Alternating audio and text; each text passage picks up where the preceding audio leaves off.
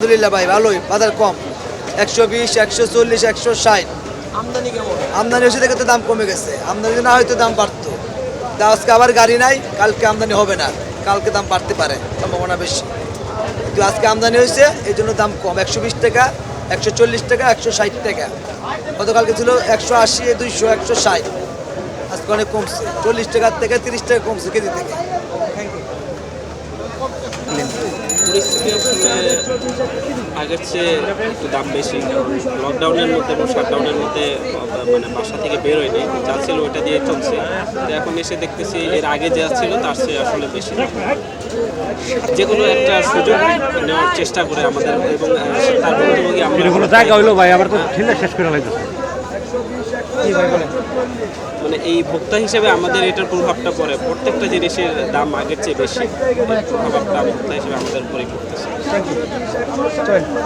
কিছুটা স্বস্তি ফিরতে শুরু করেছে রাজধানীর বাজারগুলোতে, বিশেষ করে সবজির বাজারে আমদানি বৃদ্ধি পেয়েছে এবং সেই সঙ্গে কিন্তু দাম কমতে শুরু করেছে। রাজধানীর বাজারগুলোতে আমরা দেখেছি যে বেশিরভাগ সবজি কিন্তু 50 টাকা থেকে 100 টাকার নিচে বিক্রি হচ্ছে। শুধুমাত্র টমেটো, গাজর, করলা এবং বরবটি এগুলোর দাম 100 টাকা কেজি।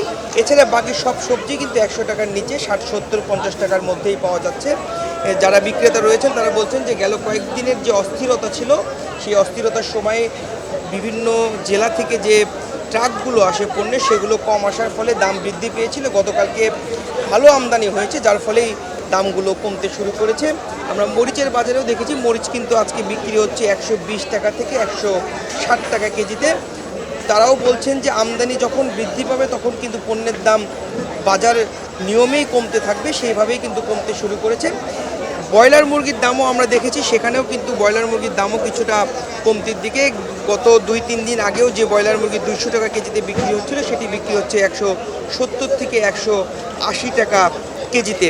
এছাড়াও শুধু চালের বাজারে কিন্তু কিছুটা অস্থিরতা রয়েছে, অর্থাৎ যে দামটি বৃদ্ধি পেয়েছে সেই বৃদ্ধি দামেই এখনও চালগুলো বিক্রি হচ্ছে। এছাড়াও আমরা দেখেছি যে অন্যান্য যে সকল ক্রেতা যারা এসেছেন তারা আসলে বলছেন যে সব ধরনের অস্থিরতা কেটে স্বাভাবিক জীবনে মানুষ ফিরে আসবে, পণ্যের বাজারগুলোতে যেন আর কোনো প্রভাব না পড়ে সেটি তারা আশা করছেন।